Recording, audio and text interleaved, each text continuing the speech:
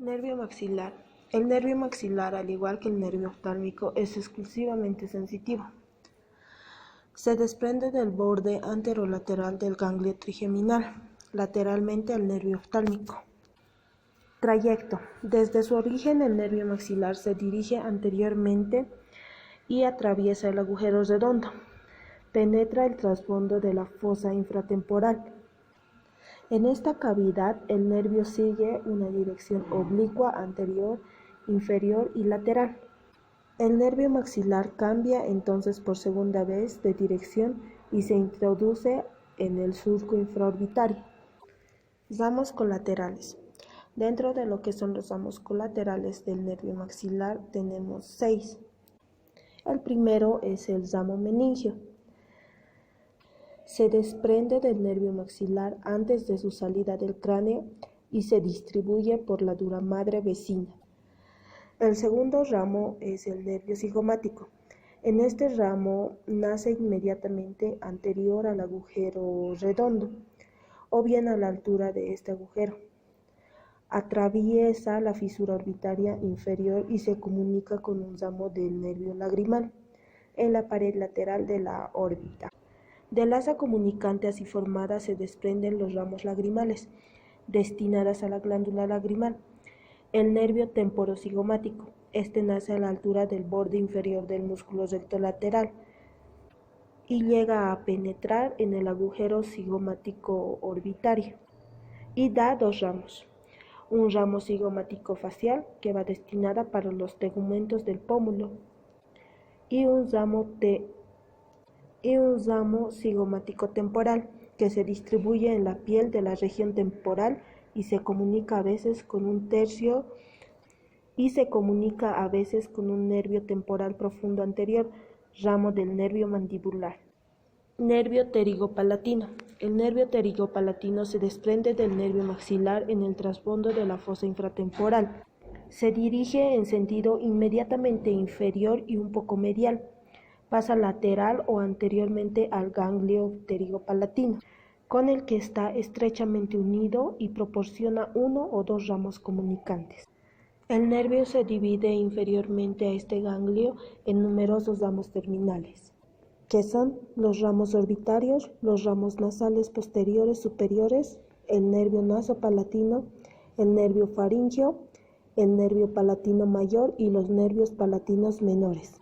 Los ramos orbitarios se desprenden del nervio pterigopalatino a la altura del ganglio pterigopalatino.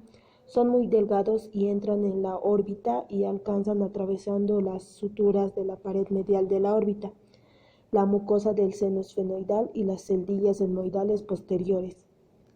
Los nervios nasales posteriores superiores. En número de 3 a 4 son delgados y penetran en las cavidades nasales por el agujero esfenopalatino, ramificándose en la mucosa de los cornetes nasales superiores y medios. El nervio nasopalatino se introduce también en las cavidades nasales por el agujero esfenopalatino y alcanza junto a la arteria nasopalatina, bajo la mucosa del paladar duro, el tabique nasal. Recorre este tabique de superior a inferior y de posterior a anterior, le proporciona numerosos filetes y penetra en el conducto incisivo atravesándolo para terminar en la mucosa de la parte anterior del paladar duro. El nervio faríngeo. El nervio faríngeo se dirige posteriormente por el conducto palato-vaginal y termina en la mucosa de la nasofaringe.